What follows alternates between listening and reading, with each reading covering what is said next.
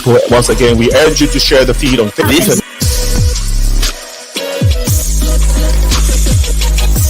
Hi there, I'm Faida, and today we're going to be talking about the African diaspora in Mexico.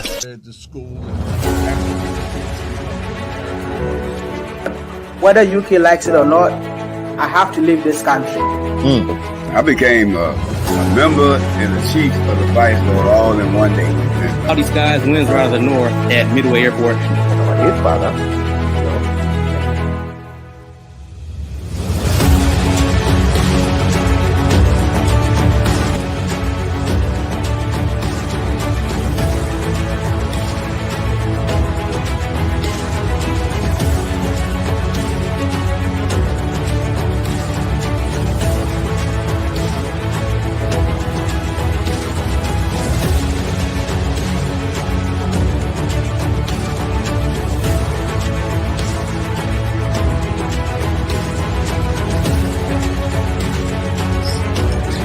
Rice and beans.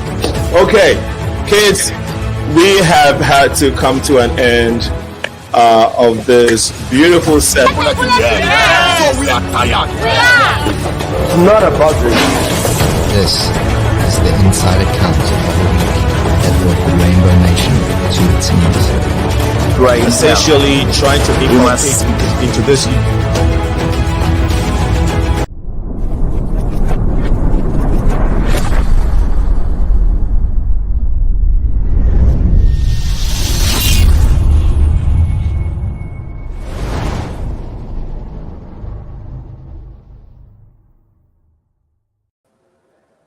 Hello, everyone. This is the Progressive Mind Show. My name is Senna A.K. Linko. You are with us. We are based in the Chicago. Audience know. I first of all want to apologize for the late start of the show. You're live on Facebook now and on YouTube and of course Twitter. If you're on these pages, please share the and our friends. Community building platform, and we encourage you to join this conversation right before we go to our guest for this important conversation, which is talking to young professionals within the diaspora.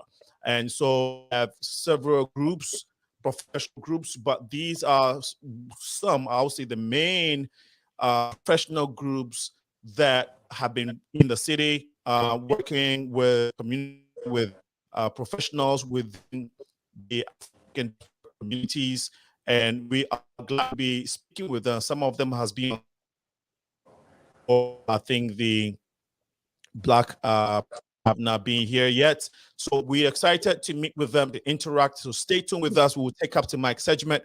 We'll come back. The conversation with Chicago professionals in the diaspora would continue. Captain Mike, thank you so much for joining us. Please take it from here. All right. Well, right now at Midway Airport, we're looking at 84 degrees. Winds are out of the northwest at just about 15 miles an hour. And we have mostly cloudy skies. Those clouds are going to be moving out later tonight. And we're going to get down to a low of about 55 degrees in the 50s. So we're going to have a pattern of kind of somewhat cooler days and cooler nights. It's going to be boring once again, which is something we are all kind of looking forward to. So let's take a look at the forecast. Tonight, really dry. Not going to have any chances of rain tonight. Going to get down to about 55 degrees, so bring that sweater. Tomorrow's going to be windy early. We're going to struggle to about 63 degrees. Friday's going to be our best chance of rain, though it may or may not. You may have a few sprinkles at best. Friday, really nice day. Sunday also, Monday, Tuesday, Wednesday, still looking nice. And we're going to struggle to get maybe near 70 on Monday and probably into the mid 60s. So, guys, unless there's something, a big change, summer is pretty much over and we're going to get into that fall pattern. And it's going to be drier, so not as humid for those that don't like humidity. It's going to be a really nice week. Looking at our sports tonight, right now, the Cubs are in Miami in the first inning, 0-0. The White Sox are going to be taking on the Cleveland Guardians about 7 p.m. So I'm going to hurry up my show so I can get there and watch it tonight. And the Bears will be playing Houston, Texas, right here in Chicago at noon. Looking at our health and fitness report, 6 ways to try to keep dementia at bay as we all age and get older. The biggest way, let's talk about the 6 ways. There's no one better than the other. First one, exercise. Some studies have showed there's a 50% decrease in dementia in active older persons. So it doesn't matter when you get active. If you're already older, start exercising. Experts recommend about 150 minutes of exercise per week. Second, mental stimulation. Stay mentally sharp. Learn a new instrument. Do something new. Learn a new language. Do something just to stay involved and engaged. 3, quality sleep.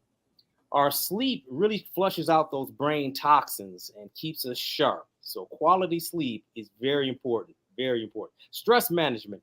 Stress shrinks the hippocampus of the brain, and learn relaxation techniques to keep that stress at bay.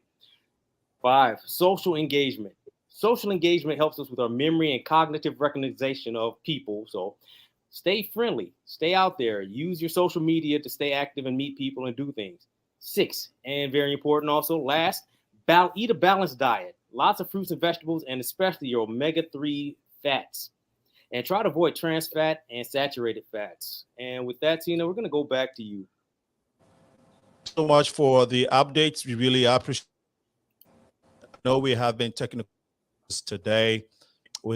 Please bear with us. I want to encourage our audience to please bear with us. It's been quite challenging.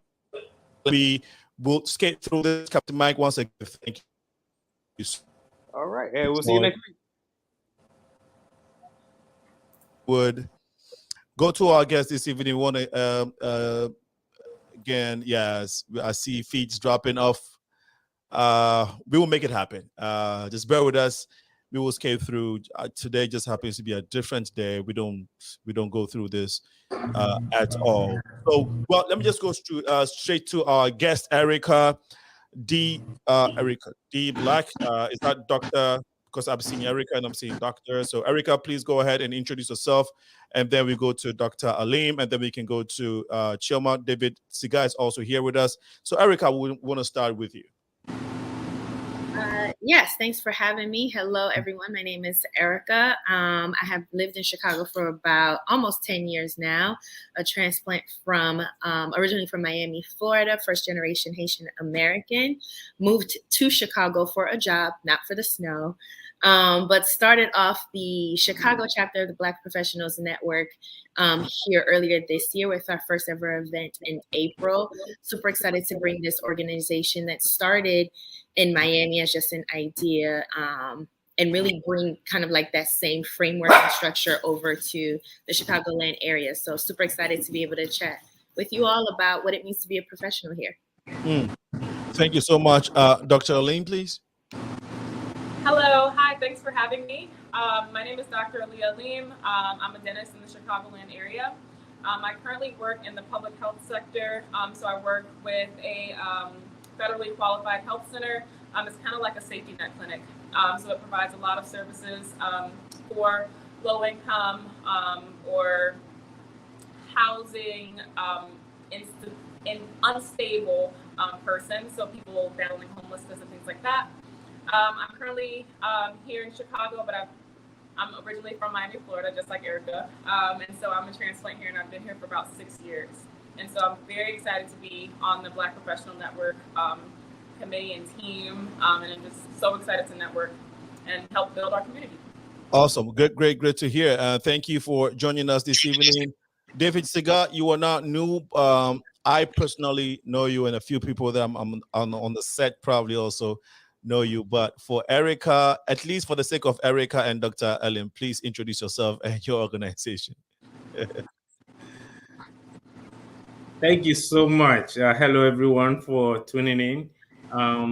You know, it looks like all the Miami professionals are coming to Chicago, which is great. We welcome you all. We want more people to come. Besides the weather, I think Chicago is a great city. So tell your friends to come on. My name is Davidson ZIGAH.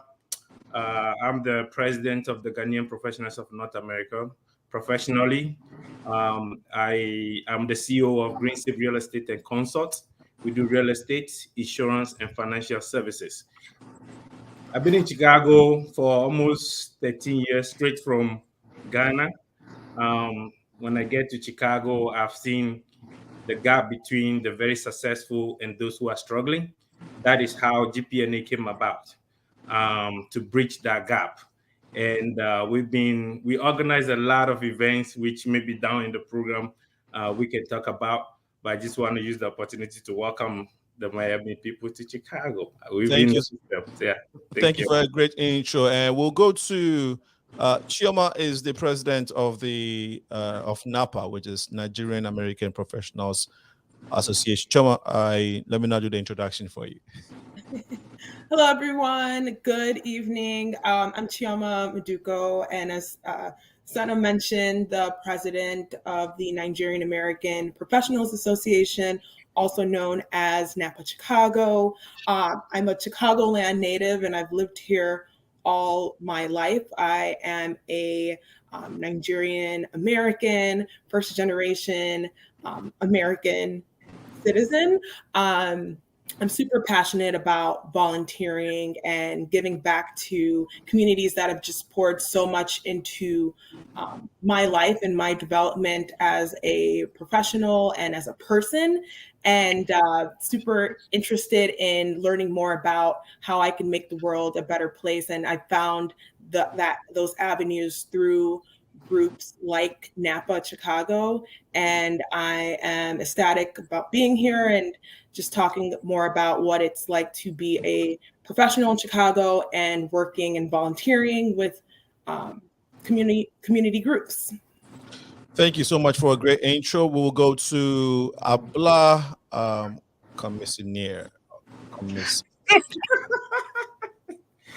Well, hello. My name is Abla Commissaire. I've been living in Chicago for the past 15 years. My mom migrated us from Togo to Chicago, and I've been here since then. I am a vet for the United States Air Force, and I work with Greensill Real Estate Consult as a realtor. And I also do, insurance services as well. And I'm excited to be here. I'm also part of the GPNA group.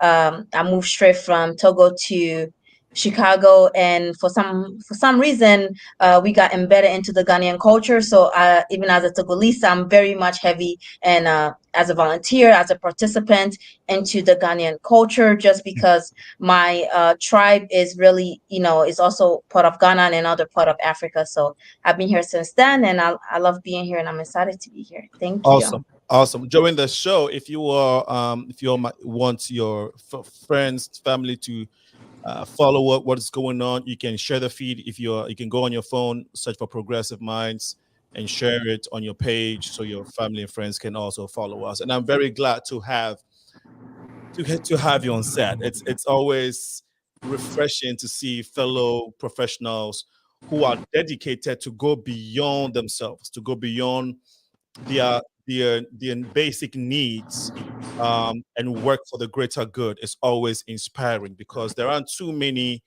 that are carved in the kind of your caliber and the things that you do. So and I know it's a sacrificial work, so I really respect what you do and having time to do it, and the discipline, the focus, the dedication, and the determination. So really want to give you kudos for what you all are doing already.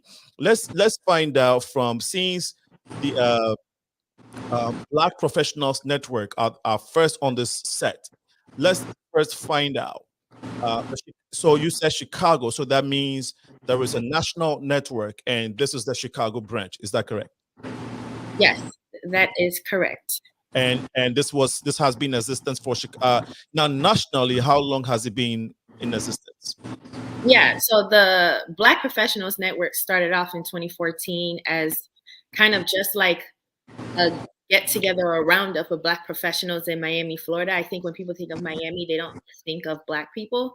They think a lot about the Latin community, but there is a very thriving community of Black folks across the diaspora, from the Caribbean, Africa, etc., that are thriving and doing really great and amazing things. But we didn't have an organization that brought us together once we graduated out of college. So the original founder, Kanasha Paul, took it upon herself to create this network back in 2014. And it started off as a yearly summit where Black professionals came together and had a lot of mentorship opportunities and leadership opportunities and trainings and networking mixers and things like that.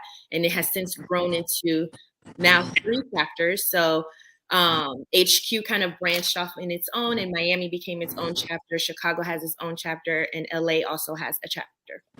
Brilliant. Dr. Alim, how long have you been part of you? So yes, you came to Chicago with her. So I'm assuming you started the Chicago. Oh, we didn't come together. We found each other. Yeah. So like Erica said earlier, we just had our first event ever as the Chicago chapter a few months ago. And so I went to the first networking mixer, and I loved the energy. I loved how many people were there. I loved the mission-driven kind of conversation about networking and building. And so I just kind of asked, like, how can I get involved? Like, I want to do more. So I've just been a member just for a couple of months. Awesome. A couple of months. Can you say exactly when? 1 month? I want to say, Erica, when do we have that mixer? April. Since Yeah. April. And was that in downtown? No. It was at Mr. Brown's Lounge. I don't know what neighborhood that is. West. It's Mr. Brown's. I think that's like a bit. That's close to West Loop, right, David? I think that's west of Chicago. Yeah. Awesome. That's very brilliant. And CHIOMA, how long has NAPA been in existence in Chicago? NAPA dates back to 1998. So it's a couple decades old. Since the 90s, it was started by a group of professionals working in the public sector. And at that time, it was only made available to those folks that were in politics and those types of industries. But since then, it's evolved to include any Black person, really, any person of color, anyone that wants to get involved. I've been involved since I got involved back in 2017. When I graduated from college, I was really seeking a community of people, of professionals that looked like me, that wanted to do more than just focus on themselves and give back to the community in multiple ways. But yeah, I started in 2017 and I took on the role of programming. And in 2020, I took on the presidency. Beautiful. So David, how long has GPNA been in existence in Chicago? GPNA started in 2015. Our first ever event was in June 2015. So I wouldn't say there hasn't been any sort of Ghanaian professional organization before then. According to some of the mentors that I talked to, a couple of people tried. It didn't work because, Ghanaians they do things certain ways. But that was a challenge thrown at me from the beginning and my other executive that started with me. But we were able to pull off an event, our first ever event in that's June 2015. And that event, it was our first ever barbecue, just to meet and greet professionals, to know ourselves, share ideas, how we can help one another and all that. And that event, we had over 200 people that attended. I definitely recall we had plenty of food. And yes. Abla, what motivated you to join NAPA? You were the secretary to the organization, is that correct? Yes, I am a financial secretary to the organization. Awesome. I joined GPNA in 2017 because I love the idea, I love the vision, I love the mission, I love what we do. Not only that, I am an individual. Like I said, when I migrated to Chicago, I was heavily, placed in the Ghanaian community, right from church, the word go. So, and also my second mom, also Ghanaian, so she introduced me to a lot of Ghanaians, and I also do businesses in Ghana. And one of the criteria to join the GPNA if somebody that is involved and that is involved in Ghana. So I found I found the opportunity, and I said, okay, let me join this, meet people around my age group, meet people that are professionals, meet people that are involving themselves in a community, and see how I can leverage that also, not only to just connect, but to also use the resources there to do more than I'm doing now. Awesome. That's very powerful. I think that it would be very good to know what your organization stands for, because yes, it's a professional group, but what do you stand to achieve with your group? Is it just professionals within the Nigerian community that can join you, and when they come and when they join, what is the goal? Yes, I was talking to everybody, but I picked on Nigeria because Ghana and Nigeria has a very special relationship. So there's always competition anywhere we find ourselves. So that was just a joke. But Nigeria and Ghana, you already know, is a jollof competition which Ghana has already won. So we've won several times. We're the reigning champions when it comes to the jollof thing. So that's unquestionable. So there you go. CHIOMA, and I'll come to you guys too. What is the set goal for you mentioned some, but does it only include Nigerians? What are some of the models of your organization? Well, our mission states that we are here to serve as a voice for the Nigerian and Nigerian American community in the greater Chicagoland area. And we aim to empower a cohesive group of networks for professional development, professional advancement, and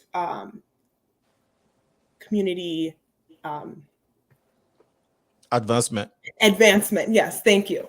So, I mean, as far as CHIOMA, before you continue, just to inform everybody, CHIOMA is a great talkative behind the microphone and behind. I get very nervous. Right? And when there's no camera, she's when she's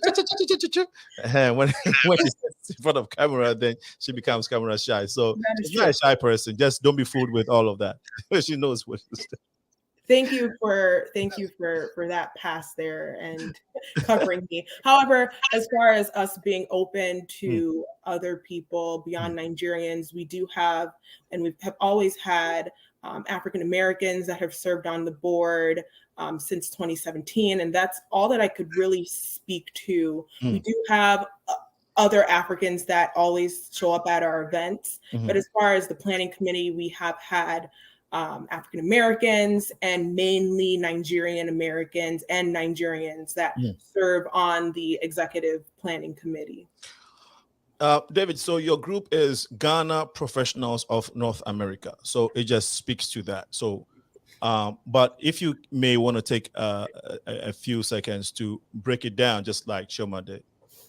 Yes. So it doesn't just speak to that, it speaks more than that. Okay. So GPNA is a solution-oriented nonprofit organization to provide a platform to promote professionalism in the Ghanaian and African community across North America. Okay. And the core value of unity, support, and success. We seek to provide mentorship, education, networking, and investment opportunity for Ghanaians, Africans, and investors. So anybody who want to invest or have any relation to Ghana, you can be a friend to a Ghanaian, you are more than welcome to be a member. We have some members who are Americans here because they invest or they do business with Ghanaians. So yeah, that is what we do and that is what we stand for. Beautiful. Erica. And then Dr. Alim, you all can take turns, but Erica first. Sure. What does BPN seek to, look out for when they're out there? Yeah, so I think it's also important to include, like, BPN is an official 501c3 nonprofit organization. And when it was birthed, it was really birthed to be a member first organization focused on bringing people together for programming or mentorship or opportunities to help advance their leadership skills and kind of their contribution to overall society. So one of the pillars we stand on is this acronym called TEAM, where together everyone achieves more. So it's a very collaborative organization. So we have partnerships with a lot of corporations that help, for one, invest in the organization to ensure we have the right infrastructure to be able to facilitate communications and things like that to our audience. But also, you know, they seek our organization to try to tap into potential talent.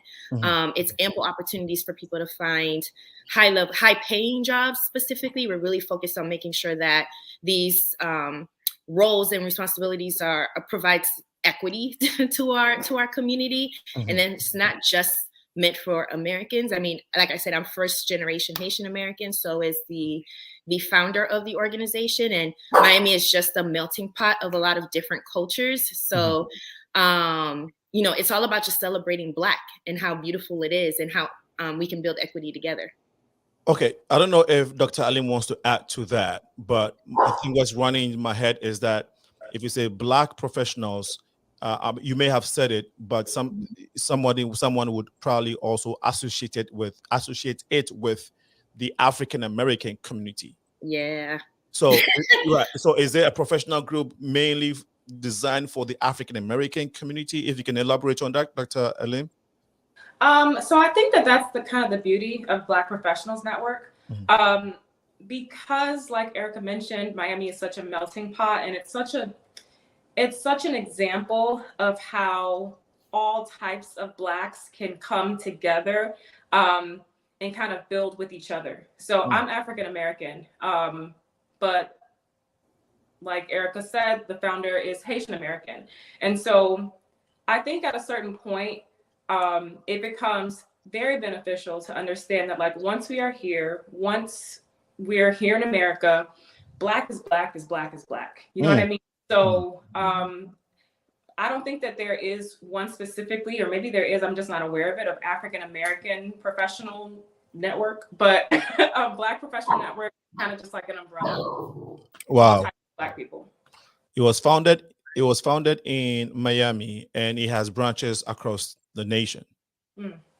Wow. Do you know how many states that you are in currently? The number of states? 3 currently. We're in Florida, Illinois, and California. Okay, and so the goal is to grow out. Yes. Okay. Wow. Wow. And I know you mentioned the long-term goal, but if you can reiterate that. Well, the long-term goal, Erica, do you want to take over, or you want me to do it? My puppy is active right now. Okay. So we'll have Dr. Alim, go ahead.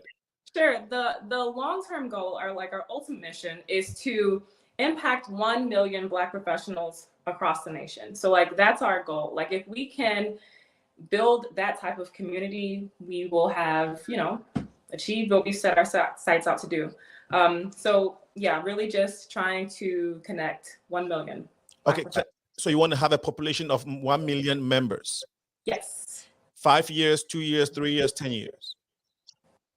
Now that I'm not sure. I don't know if we've given our no, that's all of the above. All the above. Okay, great. Now, you said benefits. So when you have a membership of this, is the goal to have this many membership, to have that much network where you are able to provide jobs for folks, or using that leveraging that membership to do things in the community? Or so can you elaborate on the benefits that would come when you get to that number, or at least get close to it? Yeah, absolutely. I think so. Currently we operate on memberships today, but we also have corporate sponsors. So to throw out an example, we have a summit that's happening in November, and it's been happening since kind of like the birth of the organization, where you know, the only reason why we can be in the Hard Rock and host a summit of a couple of hundred folks is because of our corporate partners. Ideally, we would want, you know, as someone buys into the organization, help kind of support a lot of these infrastructures that we're hoping to build out. And that includes having, you know, paid employees to help kind of move the engine of what it means to help grow and maintain and sustain an organization as large as ours. But you know, our organization is all about being member first. So as you're paying into something, there is an outcome and a benefit to you. So part of the overall goal is, there was a study that our president, she references continuously, right? And I think a lot of people are aware of this study around just building equity within the Black community. And this is just general Black, it's not specific to an ethnicity or a culture, but how we're lacking in the number of billionaires and millionaires that we're growing. And part of our organization, part of the vision of that organization is, as we're building to this 1 million membership, that we're building what we're classifying as certified legacy builders. So we're going to be the organization to kind of help facilitate those folks who want to be, you know, 1% of what Jay-Z does or Rihanna does or whomever. We want to be the organization to help provide resources, connections, to be able to support those folks who are classified as certified legacy builders. And then those folks who are following behind and also want to build equity within their own kind of purview. So that's the overall mission. When we talk about 1 million, we want to be an engine that really helps build equity within our community. Wow. I'm interested in knowing if your scope is going to extend beyond the boundaries of America, which is, you know, maybe some less fortunate Black communities. It could be Brazil, it could be South America in general, it could be Africa and whatnot. It would be interesting to know. But before we come to you, Davidson, you want to respond to the same question?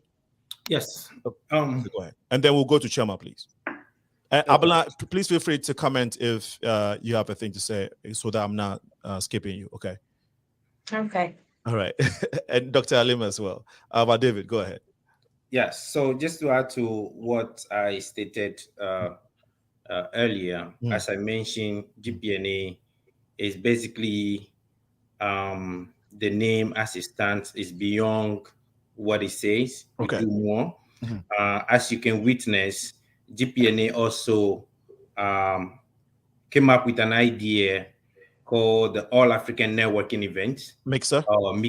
Yeah. We had, over the years, we had about 6 of them. This is an event, I think NAPA will know about it very well, because NAPA have been very active with this event since we started. They've been coming to eat your food and drink your beer.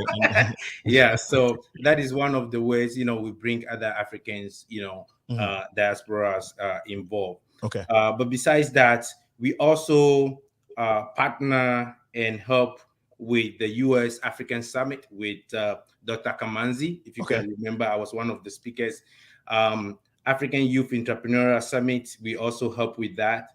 African Summit of November 2015, we also help with that. So besides helping the Ghanaian community, which is our major goal, is to unite first. I heard my other professional colleague mention that member first.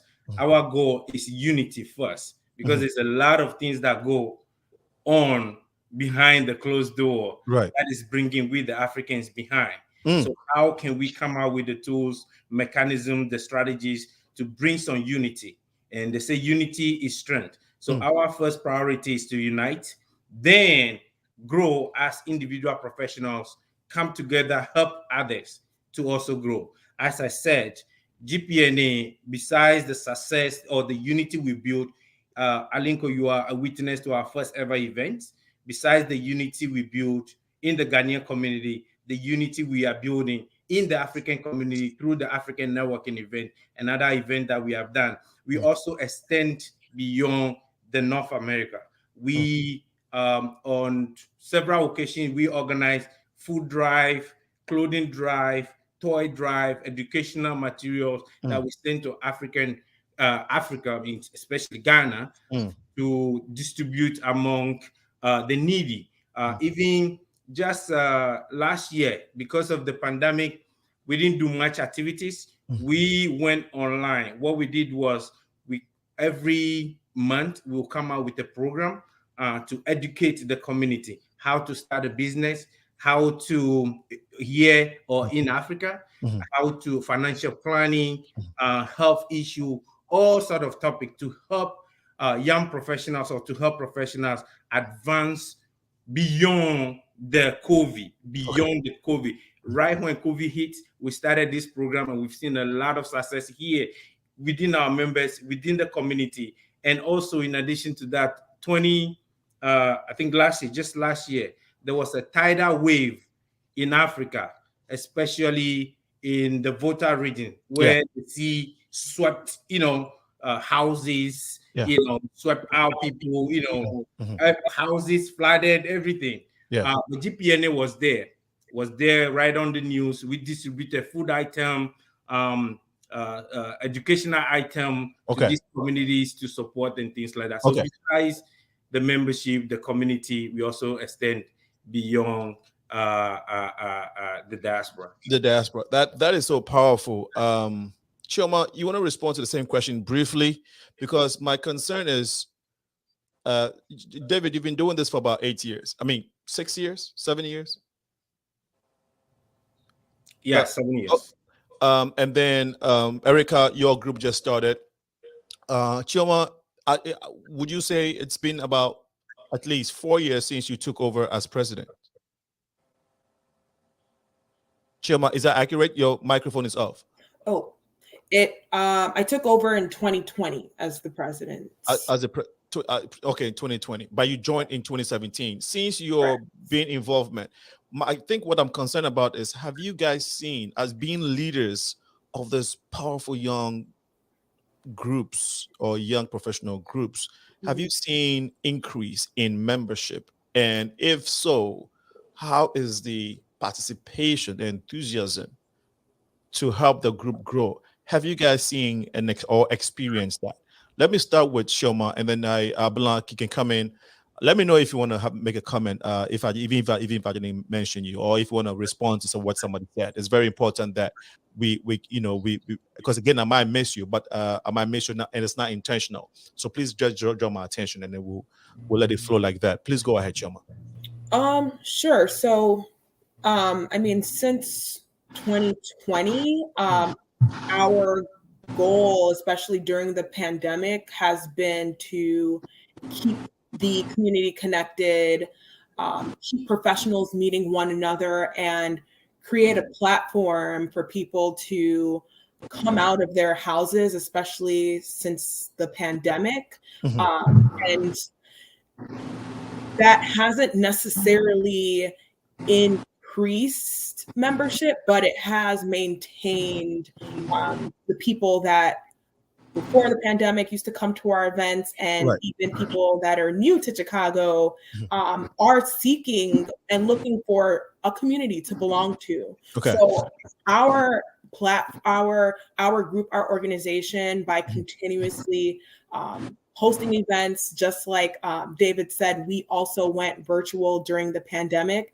and we had to provide value somehow. We still stayed connected with our community, especially since Nigeria at that time was going through what you could call SARS pandemic, even though it's always been going on. But we had to address those issues that were going on beyond our borders here, beyond the borders of just the United States. And we organized, we got out there and collaborated with other Nigerian groups, other groups in Chicago to really kind of keep up with the times, especially in the pandemic. We got out there and rallied. We hosted virtual events, informing our community of real estate and getting on LinkedIn. I think that you also hosted a show, an event recently, it's a bridge the gap type of program. Yes. And the reason why I brought this up is that this is very, I think I would say this is one of the key events or key components of NAPA. Ever since I've come to know your organization for about, I would say 10 years now, that has one of your big topics, or I would say passion, or I would say objectives when it comes to bridging the gap. Can you speak a little bit on that? Yes. NAPA is one of our, Bridging the Gap is one of our signature events. And in that event, we invite all people living in the diaspora to come together to begin to discuss the apparent issues and the apparent matters of how we feel about one another. And we try to conduct a very professional atmosphere where we are inviting professors, we are inviting thought leaders. We are not seeking just facts and feelings, but we're kind of seeking solutions of how to begin to not necessarily fill the gap, but begin to bridge the gap and work with each other to kind of just start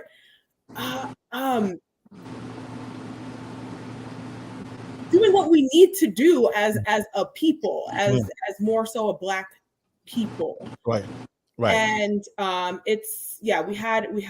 hosted that event this year at the Wild Hare, and we were able to have people speak on just ideas that they have to kind of just begin bridging that gap between African Americans and Africans. Okay. Great point. Abla, I don't know if you had anything to add to all of this, but I also want to pose the same question that I asked CHIOMA to Erica and Dr. Alim in terms of, I know you guys just started the Chicago branch, but so far with the few, maybe you said you had an event recently, but are you seeing enthusiasm? And the few that have joined, are you getting the support and that motivation that you are looking for? Because I am sure that is your expectation. So before I go to Dr. Alim, Erica, to respond to that, Abla, I don't know if you had any comment or anything to say to what David and what everybody has said so far. Yeah, so I think like Davidson said, we focus much more on unity and impact. Yeah. I think we have really maintained our membership is free. So we have really maintained that through the pandemic, and we are now getting back to, planning for the rest of this year and next year as well. So we are becoming more active in terms of, the leadership planning our calendar and making sure that, we recover from what the impact of COVID brought to us. So I believe because our membership is free, we have maintained that, we have maintained the membership. And in terms of growth, we definitely do need the support, and we do need the exposure more than we have right now. And I think that is up to, like what you're doing now, Alenko, making sure that you shine some light on GPNA and what we stand for and what we're doing in the community, because we do a lot of things, and we unite people in the community, and we support our own, and not just our own, others as well. So that's all I have to say towards that. And hopefully in the future it will be a paid membership. Okay. Erica, before you respond, we have Onyinye. Okay. Can you hear us? Okay, if you can hear us, and you're responding, we can hear you. Your mic is off. Let us know if you can hear us loud and clear, and if you can turn your camera on. If there are challenges, please message us in the private room. This is the Progressive Mind Show. Today is September 21st, 2022, and we are engaging professionals from the diaspora community. The program, this episode is titled Time with Chicago Diaspora Professionals. In the city are many organizations, but we decided, based of part of our vision on this platform, is to encourage the connection of the diaspora, encourage the connection of fellow Blacks, respect, appreciate the different cultures, and work towards a bigger community.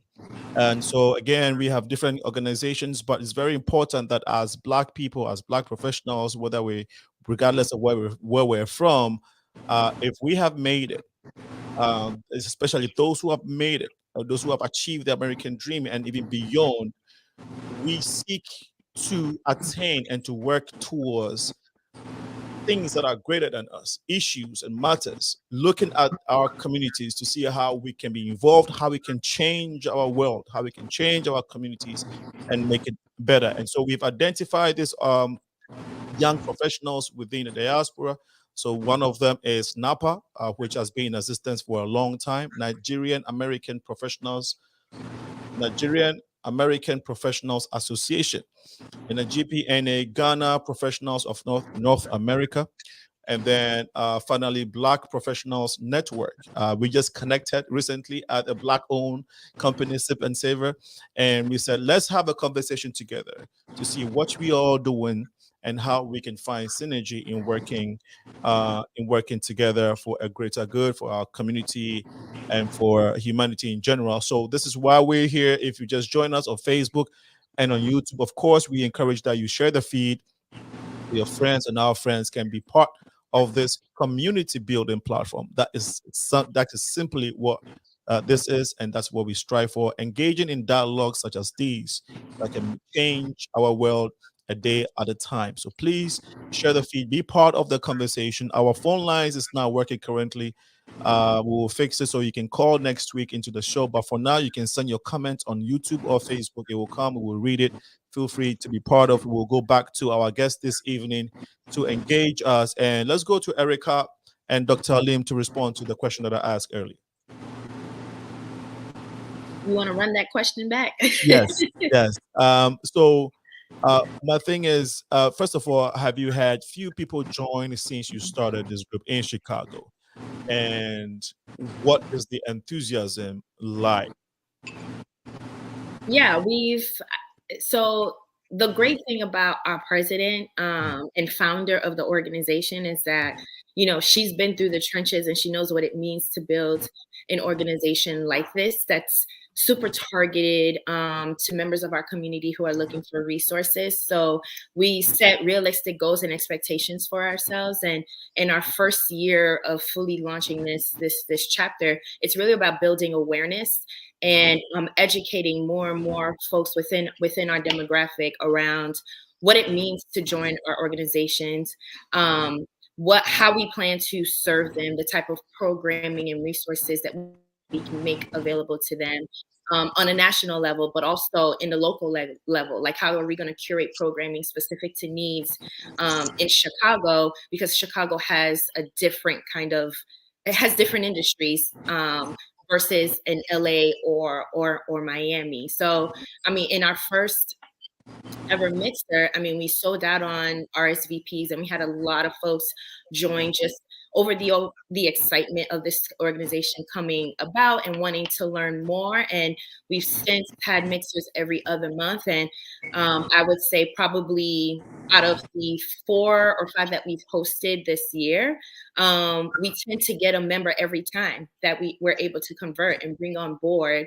And then they're super excited and have a lot of enthusiasm on becoming a founding member, which means that you're helping to curate what the local chapter experience is meant to look like for this particular market. So is there a lot of enthusiasm? Absolutely. Are people excited about an organization like this coming to fruition and wanting to see us succeed? Absolutely. There's only a select few, and honestly, it's better focused on quality versus quantity, because those folks will really get their hands dirty in helping to build out this organization on a local level and enable us to really be able to do some really great and impactful things for the community. Absolutely. And I just want to add, Erica mentioned 1 or 2 people converting to members per mixer. That's nothing to sneeze at, because we actually have membership dues. And so we're asking for a lot of buy-in up front, which could only really happen if leadership like Erica and Kanasha were engaging and dynamic enough to get people to buy in at such an early stage. And so we have people that are excited, and we're excited. So, it's been good. Thank you for adding your 2 cents to the conversation. Looks like Onyinye Okeke cannot hear us. So at this point, we would continue without her. Please let us know if you were able to get the feed, and then we will bring you back in. So CHIOMA, you are on your own. Your VP, your colleague is not able to help you out. So know that you are on your own. She's doing great. That's how I came into this world, and that's how I'm going. Don't worry. Don't worry. We got your back. We got your back. Don't worry. We got your back. Good thing is you have cool people here. And so we want to take a few comments from our audience, and we'll go back to the conversation.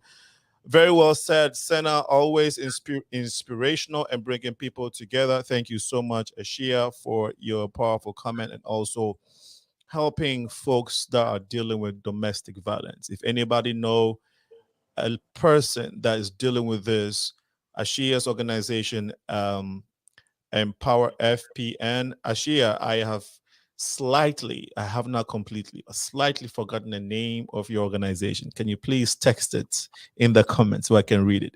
Thank you so much. And this is from Ogutanyibo Yika says, awesome show. Thank you so much for joining us. Rebecca Modis says, great job, guys. Thank you so much for joining the feed and commenting.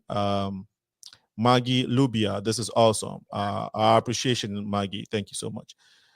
Alan Dior D says, great. And then Mike LA says, great show. Simon Ogeto says, great to see our youngsters take on the role of growing our Chicago African communities. That is very, very powerful. Thank you, Simon. Big up from Mr. Candyman. And Quartzy Bella says, I love the topic. And so if you have questions or comments, suggestions, please don't only like the topic. We want to hear your ideas. We want to hear your thoughts about the sacrificial work that these individuals have decided to take on, because it's so sacrificial. It's 7 p.m. exactly, 7 p.m. Central Time. So the next half of the show, I would like us to explore the challenges, and we've touched a little bit on the opportunities, and we can dwell a little bit more, but I know there are a lot of challenges, so we're going to talk about it. Before that, let's take a short break. When we come back, the show would continue. You are watching the Progressive Mind Show live with Alinko, and we're discussing time with Chicago diaspora professionals. We shall be right back after this.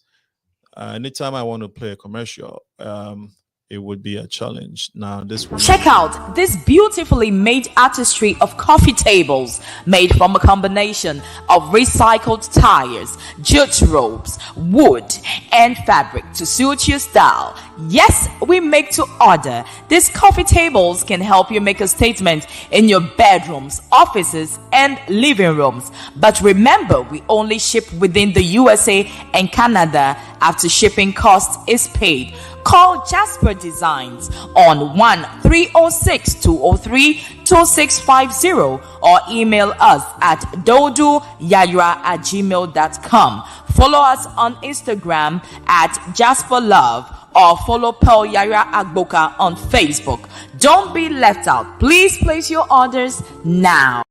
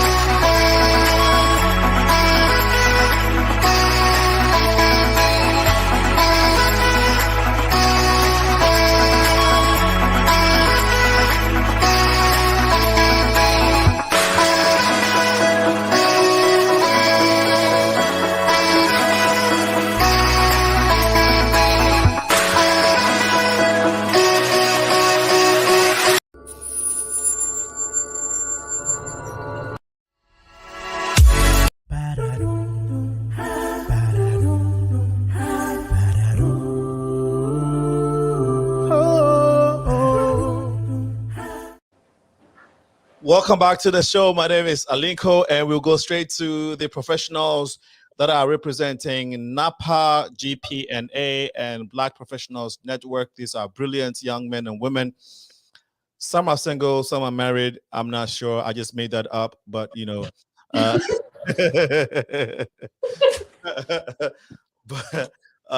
it's been interesting so far. Feel free to be part of the conversation. Someone just called me, but I know you can call me on the WhatsApp. The phone line for our phone line is not working right now. The studio line is not working, so please, but we would fix it by next week. So you can call via WhatsApp if you want, but I couldn't pick up because we want commercial break. So join us as we discuss and talk about the professionals in the city, in Chicago, and of course North America in general, what they're about and how you can assist them. Let's talk about challenges, guys. Why are we having screens blocked off all the way? Okay, so let's go with David. David, so a general question that I want to ask is, it seems as though when it comes to doing stuff or organizing within the Black community in general, seem very, very difficult to get people to volunteer, to be part and keep going. How was, and I know you mentioned that you mentioned a little bit of that in the Ghanaian community. Is this statement true? If so, how have you experienced it, and what do you think should be the way forward, David? Thank you. Yeah, there's no success that comes on a silver platter. You know, you have to work at it, and I would say this community service, you have to be a people person. You have to love it. You have to, if you don't love it, you're gonna get frustrated. Speaking about GPNA, as I mentioned, there are a couple Ghanaians, you know, my senior brothers or uncles or fathers who were here before they tried it and it didn't work. So when I brought up the idea, because of my own personal experience, somebody who get in a plane from Ghana coming here, don't know where I'm going. I landed before trying to figure my way out. By the grace of God, I am here today. So because of other personal experiences, I've seen the need that we need to unite as Ghanaians and provide that opportunity for other professionals, maybe in my shoe or that need support to grow. And the beginning was really, really tough because of the mentality that it's not going to work. So what I did most of the time was, I love driving, so I can drive 50 miles, 60 miles just to go and talk to some of the potential people that I know can really help me, put things together. I would drive to them, talk to them one-on-one besides all the reaching out. It was really tough, but I know that my heart is in it. And why is it tough to get people, to get Africans, educated Africans, successful Africans in the diaspora to want to be part of groups like this, to help, not only to help the group grow, but so that our collective efforts can be beneficial to our immediate community and the entire the general public? Because like you said, some people have sacrificed for us to enjoy these things that we enjoy and benefit off of. And so the sense of community, the heart to get involved and do something that can be beneficial for the masses is very difficult to find within the African community. And I'm an African, I can speak to it. Before you answer that question, we have a caller, so we don't keep him on holding for a long time. He decided to call me on my personal line because we have technical issues. That's what happens if your studio line is not working. So we'll go for it. If you don't know my personal line, that's fine. You can call. My brother, go ahead. It's a great show, and it's also great to see this great minds who are here today. My name is Stephen Ogutoyinbo, and also I've been involved in a lot of projects that gets geared towards connecting young people. And it's great to see my sister CHIOMA MADUKO on the show. And I want to just ask a question. How do you connect with other, because I see that we are speaking much about Chicago, and where we have other young diasporans, in different places. And we know that the basic challenge with a lot of diasporans here is information. Information, talking about immigration issues, talking about how to connect the dots for a lot of diaspora. The challenge is there. Getting to know much about, okay, how do you do things? Even talking about immigration issues, some people do not even have the right information. And I think this is what they are talking about fundings. There are also some fundings for diasporans, for businesses.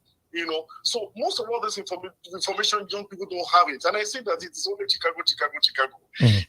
How do we also harness in connecting other diasporans who are not Chicago-based? How do we reach out to them? Awesome. We have Nigerians we have Ghanaians in New York. We have Nigerians in New York. We have them in Texas. We have them so much in Maryland too. How do we connect the dots in terms of helping them, especially immigrational issues?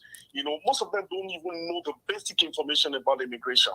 They tell them don't do this, but they don't have the right information. I think this is a right path in the right direction that I think as young think tanks and leaders should also see in terms of connecting the dots and also creating information, sustainable information that can also help them and not get the wrong information that can make the journey of their lives, run for a long year. And a lot of people who are even green card holders, they're still working in factories, whereas there are things that they can do, that can help them work, in a better suitable environment. Right. So right. I think these are things that these are questions. What are you doing the right path in this direction in terms of helping young people get the right information at the right time? I think that's a powerful, you are. That's a very powerful question.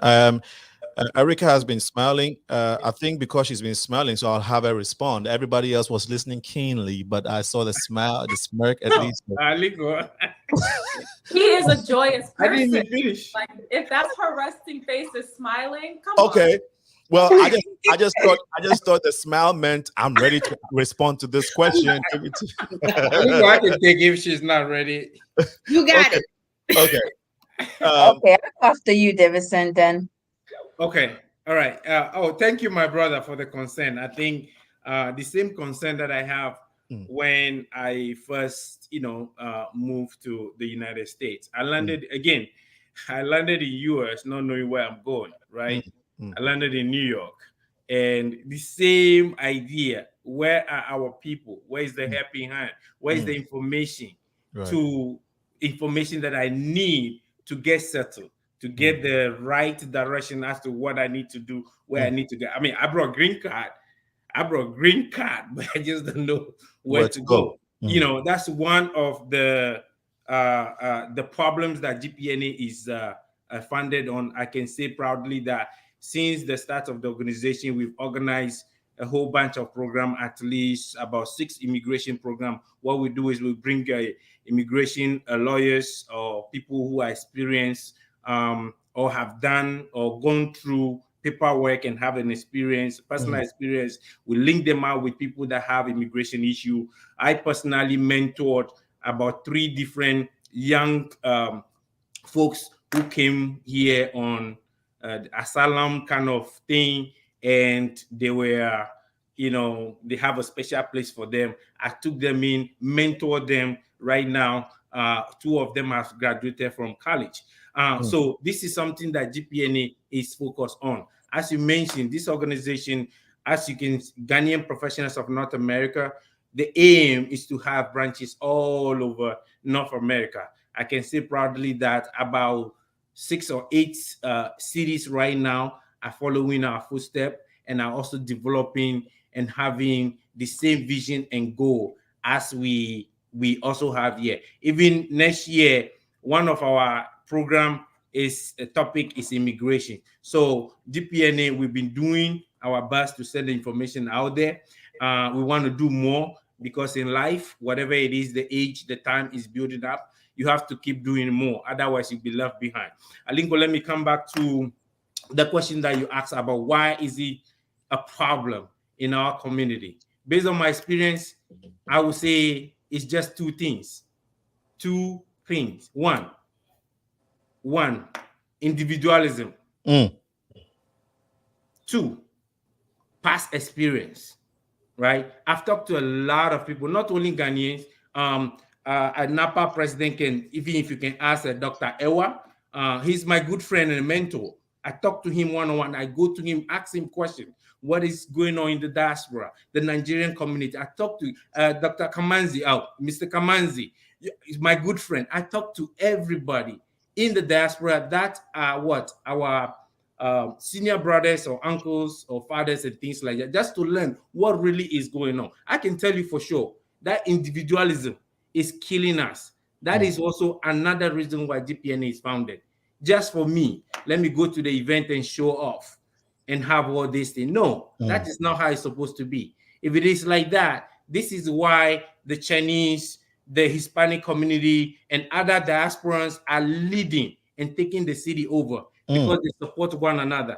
But here, African community, we want to have the doctorate degree and have our brothers just sitting down there, maybe doing us kind of job. No. Where is the helping hand?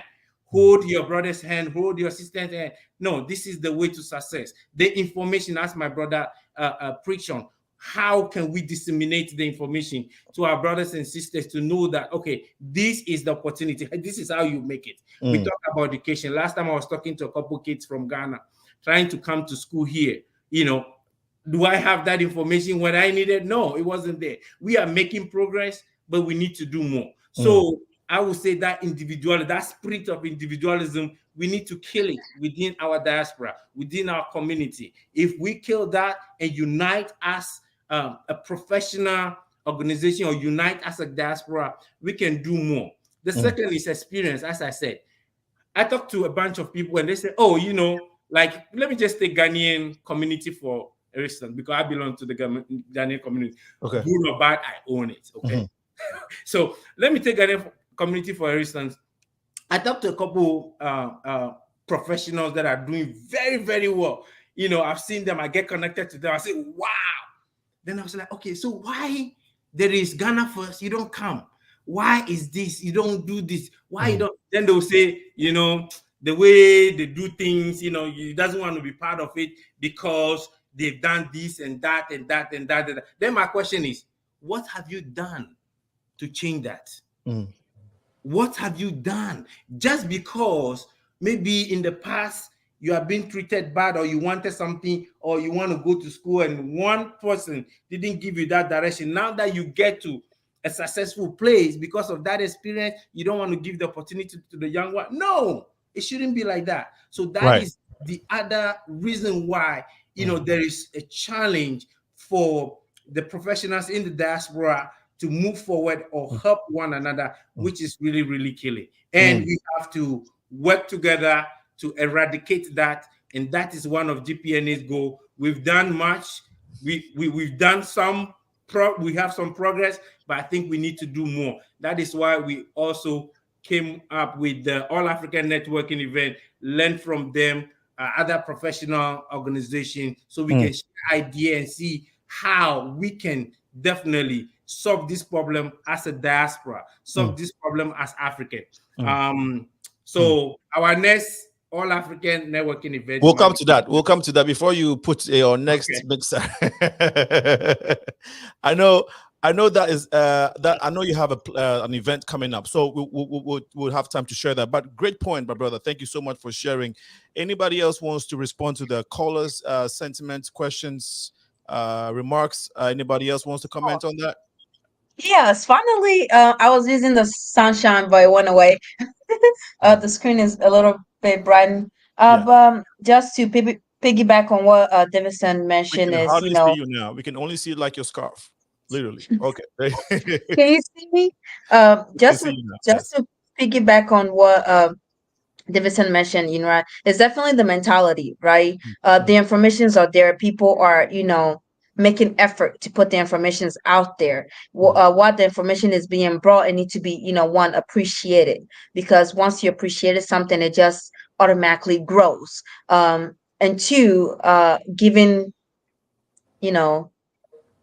while somebody's doing something, giving them the proper accolades also will encourage more of this organization, NAPA GPNA, will encourage everyone to just pull out more there, because it's being used and it's being recognized. Because even in the African community, in which I've talked to a lot of people, they rather go to other groups and get the information there, which is nothing wrong with that. But if you want more tailored experience to what you're going through, right, it's easier to just come to us and get the information free of charge. But just because they don't want to be seen, there's a lot of people, even in the Chicago area, that they don't want to be part of some type of a community, which is very sad. Until they end up in a hospital, you don't have family here. They're looking for someone, then they find us. Then we are useful. Those are the things that happens that discourages us, right? Because you're fine, you got 2 jobs, 3 jobs, you banking that money, you sending it back home, but you don't have family here. You don't have anyone here. You're not connected to your community whatsoever. Your name is not even accounted for, and all you hear is this person is missing, something happened to this person, do anybody know this person? And we don't know, all because of you don't want to be be part of the community, which is not good. So we as African, whichever country or whatever you're from, you need to find a community. You need to be accounted for, even if it's your name, right? Be there, lean in, and be understood, and come as a solution and not the problem, because we all know the problem. So just come as a solution, and so we can work together and do that. And second, he talked about immigrations, and we're talking a lot about Chicago. One thing I tell people is Chicago is really immigration friendly.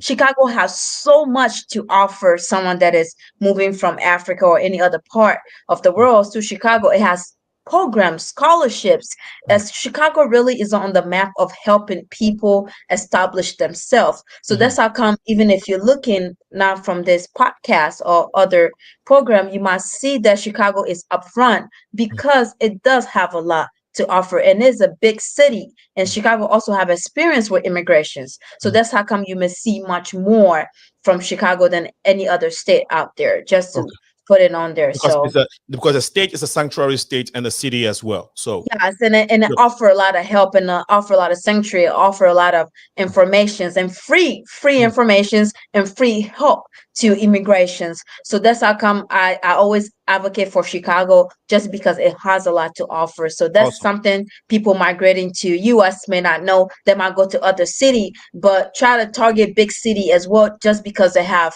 much more program than a rural Indiana somewhere. So that's all I have to say. Thank you so much, Ablan. That was a powerful point. In a nutshell, Stephen, the caller, what Ablan is saying is she literally just sold Chicago to you. She's, in a nutshell, she's saying move to Chicago, period. Okay. But that was just by the way. Powerfully said, Ablan. I don't know if CHIOMA wants to respond to this as well. I do. Okay, go ahead. And then Erica and Dr. Alim, I'm sure you want to respond to the issue of this conversation being centered, or this thing's being centered around Chicago, right? Go ahead, CHIOMA. Yes, I feel very compelled to respond, because the brother that called did mention my name, and sounds like he's also from the Nigerian community as well. But I do think that we do need to do more as an organization. We have tried in the past to gather what the needs are in our community. And I believe moving forward that we really need to start getting very serious about catering to the needs in our community, because it is creating a sense that we're not providing much value. However, we do partner with groups like the United African Organization that just hosted a African summit, and they are very much so focus on immigration services, provide resources for immigration. But as a Nigerian American Professionals Organization, I believe that we do need to do more. Our platform does indirectly create an environment for Nigerians and Nigerian Americans and other people to network with other professionals. And we do facilitate networking amongst professionals that do more so address people that are more settled in the United States. So again, I think we need to do a better job of addressing people that are in need of more resources and more information to be more successful in the Chicagoland. Right. Thank you so much. I really appreciate your response, CHIOMA. Go ahead, Erica or Dr. Lima. Dr. Alim. I'm sorry, Dr. Alim. My apologies. I don't know if Erica or you want to go first. This is the challenges question, yes? Or whatever question. So the caller made mention of, the conversation is centered around Chicago. Is your network reaching out to people like him who's not in the city? And of course, we talked about do Black people get involved? Now, specifically Africans have a challenge when it comes to community organizing. I don't know if that extends to the Haitian community or if that applies to the African American community as well. So you can respond to any of these. Yeah, I would say, listen, community organizing is felt across multiple ethnicities, across the diaspora. It's not just limited to just the Africans. I think it's a similar challenge, and I can speak from my personal experience being that I'm first generation Haitian American. So my parents immigrated here from Haiti. I was their first born child. And I'm an American citizen, but you know, community organizing is a challenge, and it dates back to when America was founded. And we had leaders like Malcolm X and Dr. King and, you know, all of these folks who wanted to move folks away from an individualistic mindset, as my good friend Davidson mentioned earlier, and really help build community in order to achieve a certain goal. I think what we have found, and I will speak specifically for me myself as someone who has always been in service to my community throughout my adult life, right? From college to multiple roles that I've held in corporate America, being a part of business resource groups. I think as long as your heart is positioned in the right space, all you need is the one. And that's enough for me as a leader, because it is very difficult to move a very large number of people to believe in one thing if they all have different ways of getting to the one thing or don't believe in it at all. And I mentioned earlier, it's really about quality versus quantity.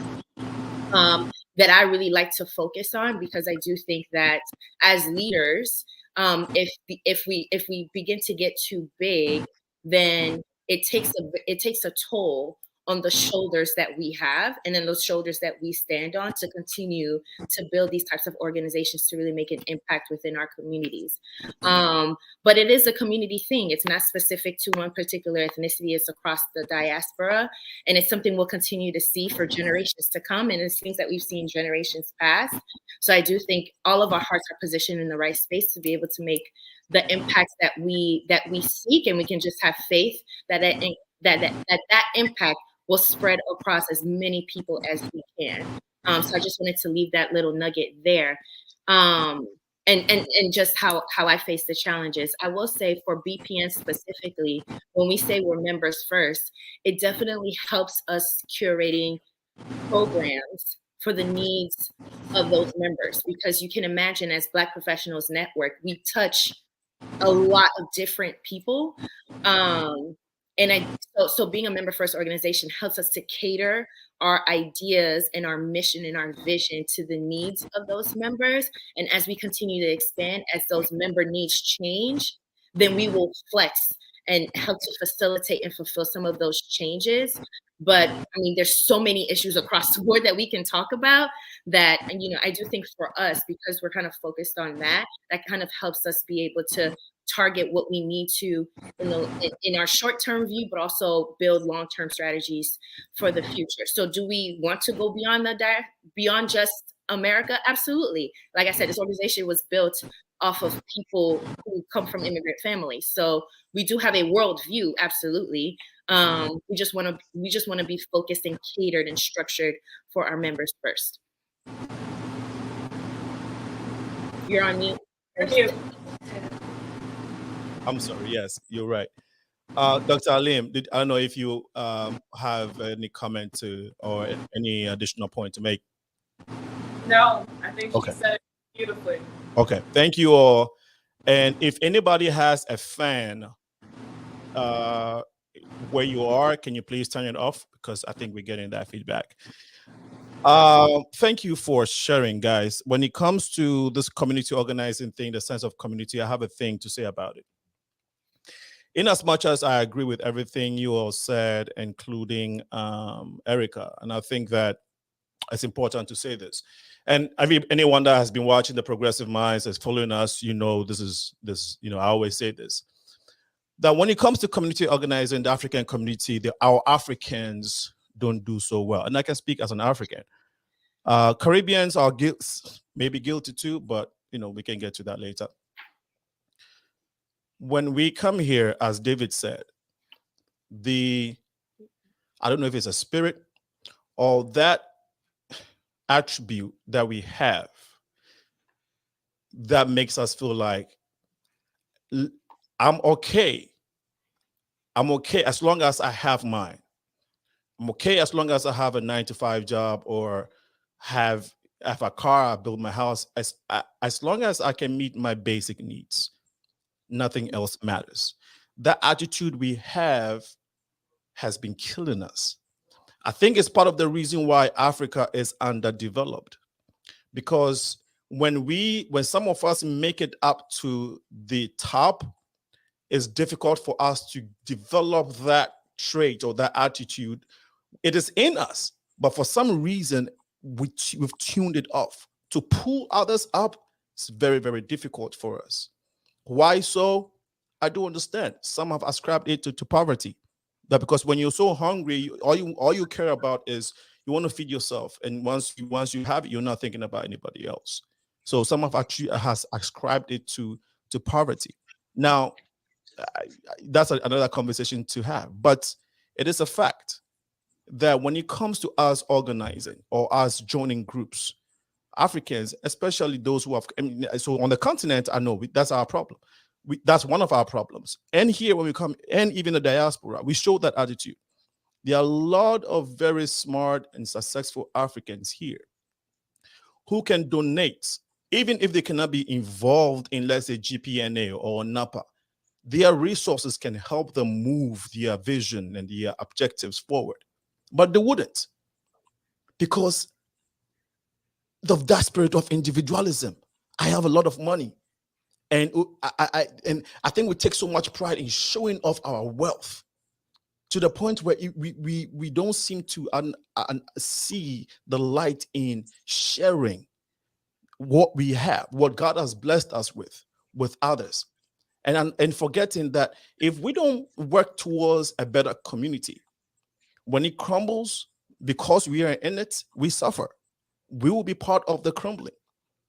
And so we need to grow out of that individualism spirit and understand that a bigger community is very, very important. I too have had calls or people contacting me last minute. Oh, we have this situation. Do you know how I can contact the Ghanaian president or the Nigerian president or some community that can help me? And these people are, and sometimes these are people who have been in this country for 20 years. They don't belong to any organization. Most importantly, non-African organization, especially even the community that they're from, even the countries that they're from, they don't belong to any type of society that can come to their aid when they're in trouble, unless when the time comes, then they want to seek help.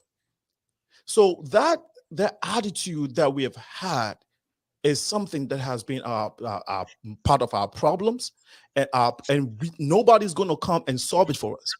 In this country, somebody built it. We come here, and I was having this conversation earlier with CHIOMA. Africans come here in droves to see greener pastures. Let's not get it twisted. Somebody had to work, sweat, and shed blood for it. And so my disagreement with you slightly, Erica, is that when it comes to organization, I think the African American community has shown as an extreme exemplary of it. Because if you look at the history of the African American in this country, the circumstances that they have had to deal with and endure, but yet still where it have been able to contribute to building of this great nation, and to keep building and to have such a thriving community as African Americans, it's mind-blowing. It's admirable. And I think that as Africans, we can learn from that. I told CHIOMA earlier that in Nigeria, Nigerian youth organized what we call SARS recently, I think a year or two ago. It is on record that the Nigerian government, it's on video, instead of protecting the crowd and the protesters, they were shooting into the crowd. It's been reported that Nigerian citizens were shot by its own government. It's been reported. It's on YouTube. You can Google it. Burna Boy made a music in that regard. Ask me if the same youth has gone back to the street to demonstrate. My point is that in Africa, all it takes is one gunshot. When we go to demonstrate, to fight for what is right and what we need, and we meet excessive aggression or pushback, we don't come back to demonstrate. That's it. One of the reasons why we've had very bad presidents who have ruled, bad leaders who have ruled Africa for 30 years, 40 years, 50 years, and run these countries down. Because the people cannot revolt. We can't keep coming to demonstrate. Once we meet oppression, once we meet resistance, we go back home and sleep. That is not the case of the African American. Again, if you look in the history and if you see and know what has happened in this country, they have had to be on the street each day and day in, day out. Even though they were killed and brutalized, they marched every day. Reason why a lot of us can come to this country and easily go through the process and become citizens. We can easily sign up when we're looking for jobs. We don't sign up as Africans. We sign up as African Americans or Blacks, as immigrants, whether you were a Caribbean immigrant or African immigrant. We sign up for that. And guess what? Somebody fought for that. Somebody fought for civil rights. Somebody fought for equal pay. Somebody for all these rights. Somebody consistently organized and fought for it. And it's when it comes to the Black community, we understand the work that the African American put in. We don't have time to go into all of it. So when I say that the African American have shown the way, and guess what? That inspiration, the inspiration to protest for SARS in Nigeria, I think was gotten from George Floyd protest. There's a direct link. They got that inspiration from it. I'm not putting anybody above each other. All I'm saying is that some people have done well, and we have to acknowledge that as African immigrants or Caribbean immigrants. But more importantly, my encouragement to African intellectuals in the diaspora is that let's get out of our individualism mindset. Let's get out of our comfortable zone, and let's strive to give back. It doesn't matter who you're giving back to, but we need to, because somebody paved the way for us, whether on the continent or here. And that's the comment that I wanted to make. Anybody wants to comment, add to that, please go ahead. If not, I want to take a few comments on the platform, but anybody wants to respond to that, please go ahead. Okay, so since we're not getting any comments to what I've just said from my guest, I guess they are thinking about it. They are making their notes. They're going to come back and they're going to hit me hard, and I'm going to just chill and I'm going to raise my hand. But before all that happens, all that drama unfolds, let's take Richard Ayari. He says, facts. This is more power to you, Senator Richard Ayari. Thank you so much, Richard. I think you are new on this platform. The first time I'm seeing you, so thank you so much for the encouragement. And this is Senator Linko is always on point. God bless you. This is from Kakape. Excuse me, Kakape. Thank you. I really appreciate it. I think we already read this person's comment. So this is what I think. This comment is in direct response to what David, you were saying earlier when it comes to our participation, involvement of professionals, African professionals. She says, because someone doesn't want a brother or sister to take a lead. Yes, that individualism spirit. Okay, so thank you so much, Kwazi. Envy is all part of it. I don't know why we are so envious, but that's one of our problems too, Africans. Anybody a physician or pharmacist here to prescribe medicine for envy within Africans? I think Dr. Ali. Okay, yeah, Dr. Ali, we need her. I think there's a research going on about it, so hopefully. Okay, so Kakape says, greetings to such a great team of professionals. You are awesome. Thank you, and we appreciate all the comments. Hopefully next week, actually, we guarantee that our phone lines will start working next week, so you can people can call in as well. We have been talking to the Chicago diaspora professionals. It's been awesome and eye-opener so far, guys.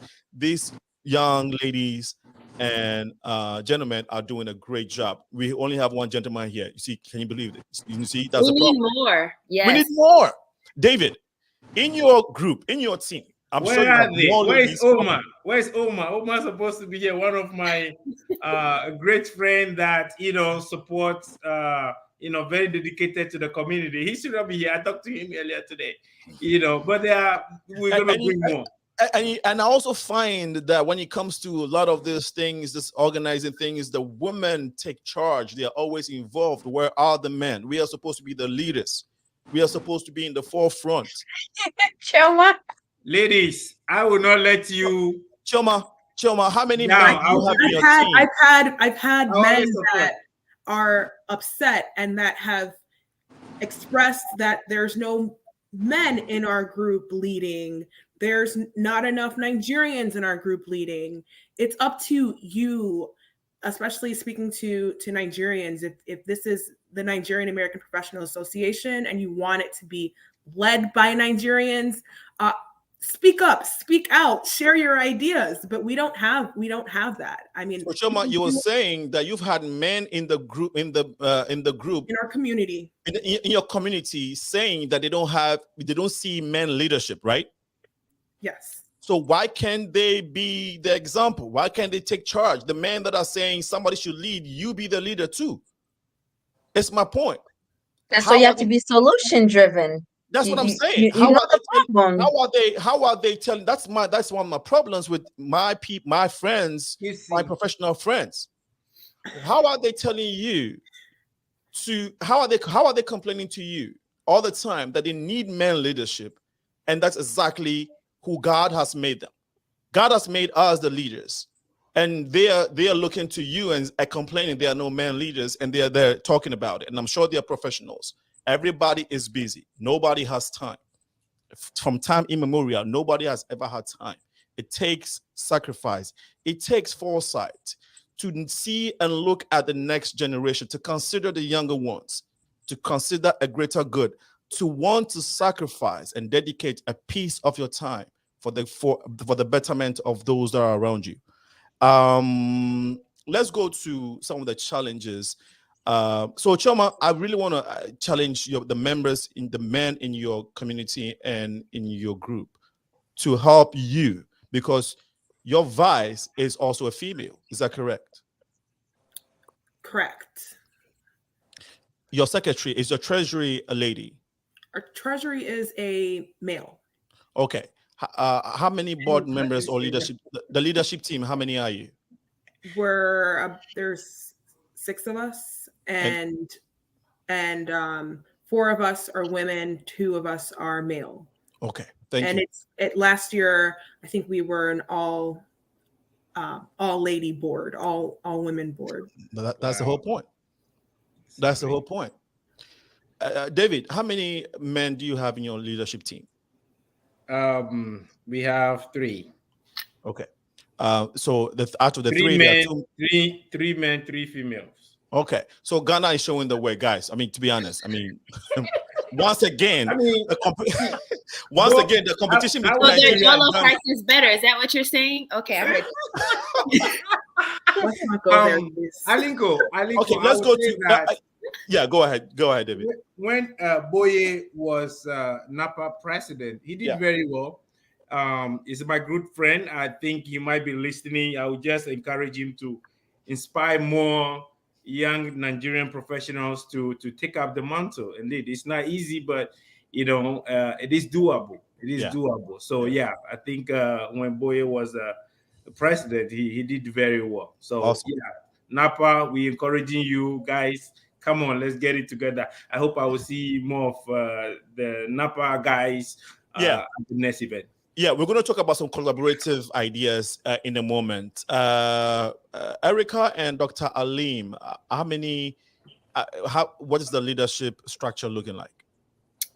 There's currently myself as president, Dr. Alim as VP, and then we have one who you also met at the coffee shop, who's going to lead our membership. And then we're looking for someone to lead events, but it is all women. Yeah. It's all women. It cannot be acceptable, guys. It can't be acceptable. We're not saying men don't lead at all, or are very guilty all the time. But it looks. I see a trend, and I've been involved in community organizing for a long time. The folks who know me, it's not because again everybody has time, no, but anywhere I go, in places that I go to, I see a lot of women always being present and being consistent, sacrificing. It's more of the women, and my encouragement to the men is we are the leaders. If we want to be called and addressed as kings and be respected like we want our women to be doing for us all the time, we deserve it, we want it, but we also have to show a lot more leadership. It's just an encouragement to all men out there. Just be inspired to lead. Even if you can lead, help our ladies as they sacrifice and take these bold positions, because we know that a woman take on a lot of challenges, right? They have a lot of responsibilities because they are taking care of our homes for the most part. We expect them to make food for us. We help too, but a lot of time the expectation, they are nurturing, they are doing this, they are working as us, but they have other responsibilities. And men, especially Black men, African men, we expect a lot from our women. I'm an African, so I know. So we can expect all of these things, and also relegates that natural obligation that God gave us, which is leadership, to them as well. It's just not fair. There has to be a balance. Let's do well in everything. Let's do well in all these aspects of our lives. Let's talk about collaboration. Anybody else wants to comment? I really would appreciate a comment. So far, Dr. Alim keeps smiling and she keeps looking away. I don't know what the is. I don't know what the issue is. Because I feel like this topic that you're talking about right now can be a whole other show on its own. Yeah. The whole 2 hours. I agree. Absolutely. Yes. Yeah. So I can tell you the women are holding back right now. We are Please take holding it easy it. on us. Please We take are it easy on holding us. it. Okay. But I will say, Okay. aside from your duty as man or war, representation matters, right? Yeah. So as much as we see it in media and we want to see more of us, it's the same in community organizing, is that people want to see themselves in the leaders of people who are helping to serve their communities. So the idea of having men on our boards is important because we want men to also see leaders like themselves helping to facilitate communities to grow and to grow further and expand. So Okay. That's all I wanted to say. But we're gonna leave it where it is. Yeah, we'll leave it, and we'll Yep. thanks for holding the fire. Another set We are holding it. Unleash. Flamethrowers right We'll here. unleash it. Okay, this is from Angie. My experience with African leadership has regularly involved attributes like arrogance, pride, and omission. And yet I have not given up. We are still one in my eyes. This is coming from a beautiful queen. Thank you for your patience and your understanding. It should be an encouragement and inspiration to African men, Caribbean men. I will leave African American men out because I think that your ancestors, your community have done extremely well. I'll leave it at that. So collaborations, guys. There is Black professionals here, GPNA. There is NAPA. Guys, what can we do together? Because we know that there's disconnect when it comes to us, right? So can we come up with an event together, a mixer together, and just pull all Black professionals out there and just have a good time and strategize for the future? Listen, I think one thing we know how to do is have a good time. That's the one thing we have in common. For sure. Yes. And CHIOMA, I think that you and I had a conversation about this, right? That we have done, Africans or Black people don't have a problem, especially Africans. We don't have a problem partying. But when it comes to, again, it's the same subject matter, organizing and development, we kind of like slack a little bit, you know. So when we do well at partying, but we have to add the strategy, development, and organizing piece to the equation so we can have a good balance. Do we agree? Of course. So David, you have an event coming up. Can we do a collaboration? Let's talk about what event you guys have coming up. So David, talk about your event, and then let's hear from, we have a few minutes to wrap up, and let's hear from Erica and then CHIOMA. We haven't spoken in a while, so let me know if you have a point to make, and then you can come in, okay? Actually, the event, the planning, we're still in the planning stage. It doesn't kick up yet, otherwise you'll be seeing flyers. But this is the only face-to-face event that GPNA is promoting this year, which is the All African Networking Mix-Up.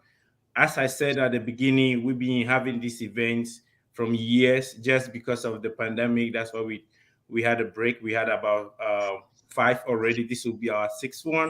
Okay. But this event is not only organized by GPNA. It is organized by all African professionals. NAPA is there. I want to thank Christy from NAPA, the former president, for supporting the last one. Also the president of the South African Professional Organization, Guinea president, that is Diallo, supporting the other one. Hopefully I'm connecting with all these leaders and the current presidents here so we can put together an idea to do the next upcoming mixer. But the proposed date that we have on book is October 29, but again, nothing finalized yet. Okay. I think I'm going to collaborate with the current executives of the current executives and the president on the show right now, and other professional organizations, so we can put ideas together and make it a successful event. That is how we normally do it. It is not only organized by GPNA, but it's organized by all the African professionals. So please, I'll be reaching out to you so we can put it together. Thank you so much. Awesome. Also the Black Professional Network, you are very much invited. This is not the official invitation, but you are invited. We all across African professionals, not just the one that he mentioned, Cameroon. The last one we had like, I believe, Egypt there. We had Ethiopia there. So everyone is welcome. And usually when we are putting this event together, we do go online. We look up most of these organizations. We look up their contact information and we reach out to them. So if you are an African and you are part of, no matter the country, professional, or you have a group that stands for that you want to be involved, you can contact us and also publish your information online. So when we go online, Googling, searching, and looking for you, we can easily find you and invite you. Most of the time, if you don't see yourself represented on this collaboration, is because we have searched, we are educators, we search online, and we have not found your information there. So please, if not anywhere, put it on Google so we can reach out to you. Thank you. How about Erica and Dr. Halim? When next is your event, and can we be part of it?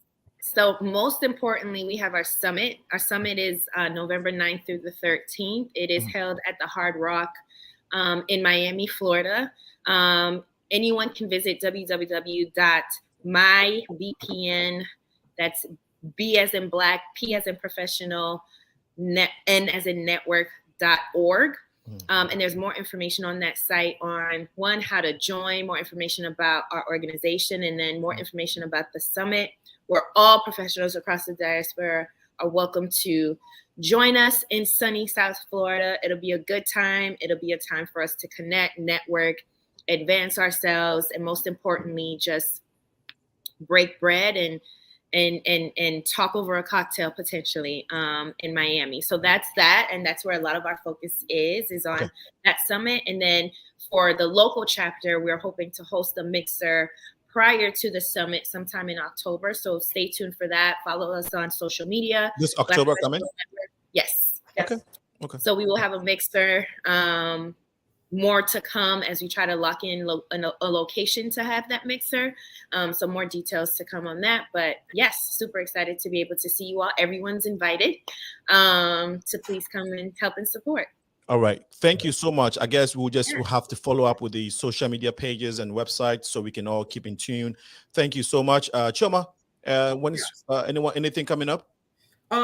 Absolutely.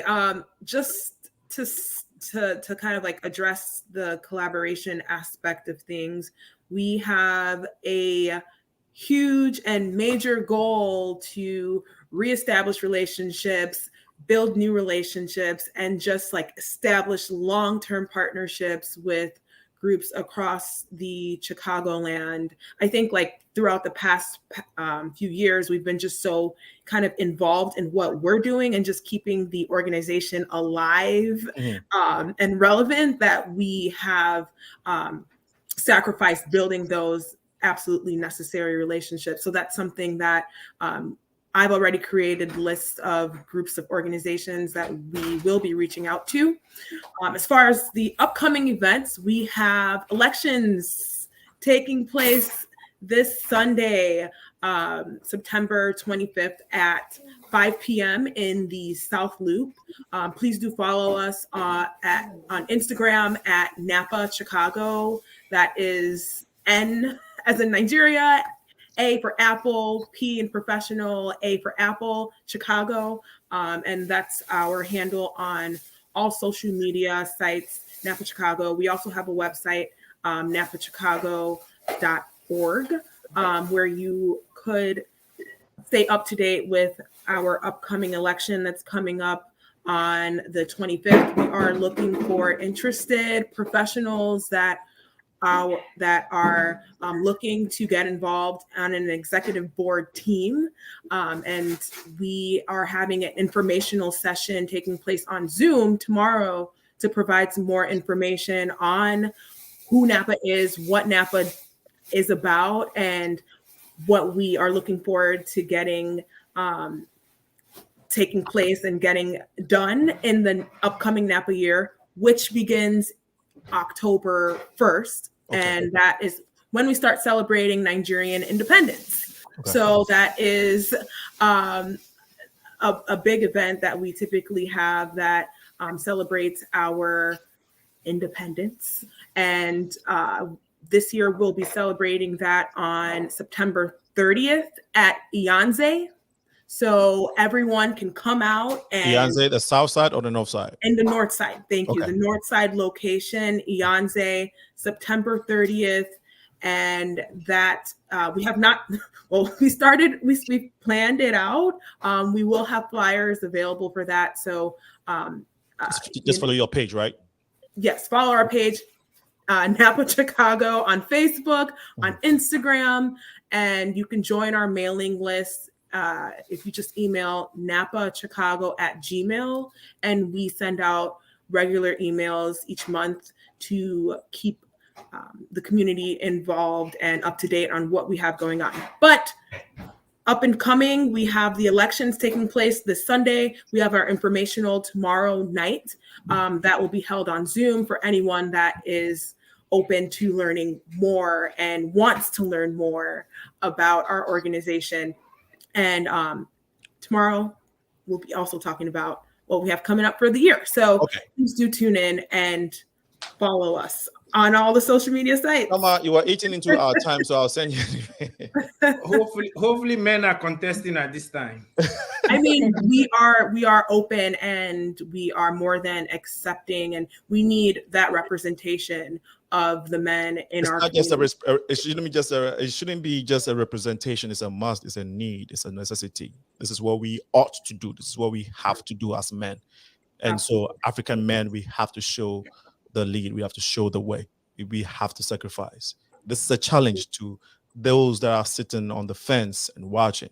It's a challenge to all of us. This is very important to our men. And I think it's a way in probably the programming or how we've been doing things. But I always say, if you have ideas, if you have suggestions, you bring them to the table. The group is not set on one way of doing things. We are an ever evolving group, and we need the diversity of thought, the diversity of people, of gender, to be able to provide more programming and more relevancy